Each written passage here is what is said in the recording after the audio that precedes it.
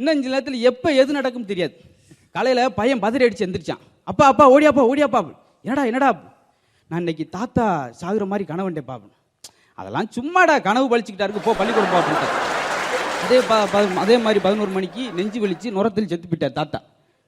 சரின்ட்டு மறுநாள் வந்து அதே போல காலையில் எழுந்திரிச்சோம். அப்பா அப்பா அப்படின்னா மறுபடியும் ஓடினார். என்னடா நீ அப்பாண்டாலும் எனக்கு பயமா இருக்குடா. என்னாச்சு? மாமா சாகுற மாதிரி கனவண்டேப்பா. சுக்குமாவோட தினம் பார்ப்பேன். அது என்னைக்கே வயசானவர் ஒரு எதாச்சும் இறந்து விடார். அதுக்கு அப்பெல்லாம் ரெகுலராக நடக்காது. நீ போ ஸ்கூலுக்கு போ அப்படின்ட்டார். அதே மாதிரி 12 மணிக்கு பாண்டிச்சேரி பக்கத்தில் அவங்க மாமா போயிட்டார். ஆக்சிடென்ட். பயந்துட்டார் அவங்க அப்பா. நம்ம மைனுக்கு இப்படி ஒரு வியாதியா, எதை பார்த்தாலும் ஆயுதேன்னு சொல்லி நிம்மதி இல்லாமல் இருந்தார். நீ எதுவும் செய்ய மாட்டேன் போல அப்படின்னு. மறுநாள் காலையில் அதே போல பதறினான். இப்போத்தே அப்பா நெஞ்ச பிடிச்சிட்டே ஓடினார். யார் பேரை சொல்ல போறானோ என்னமோ அப்படின்னு.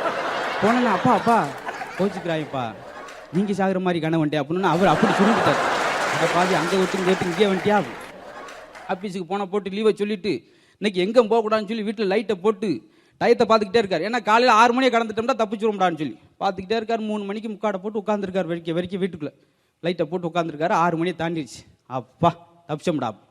வெளியே அவங்க ஒய்ப்பு சத்தம், எங்க பால்காரன் செத்து போனாங்க அப்படின்னு ஒரு சத்தம். அதான் முடியும். ஏன்னா நம்ம யோசிச்சு பார்க்க முடியாது எந்த நேரத்தில் எது நடக்குன்னு சொல்லி. அதனால இருக்கிற நேரத்தில் நம்ம பாட்டு நிம்மதியாக இருந்துட்டு போக வேண்டியதான்.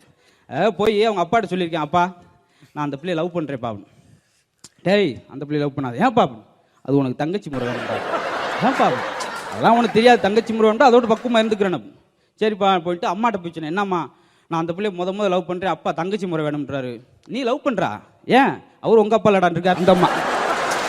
அப்படி குடும்பத்துக்குள்ளே குழப்பம் வேற ஒரு பக்கம் இருக்கும்.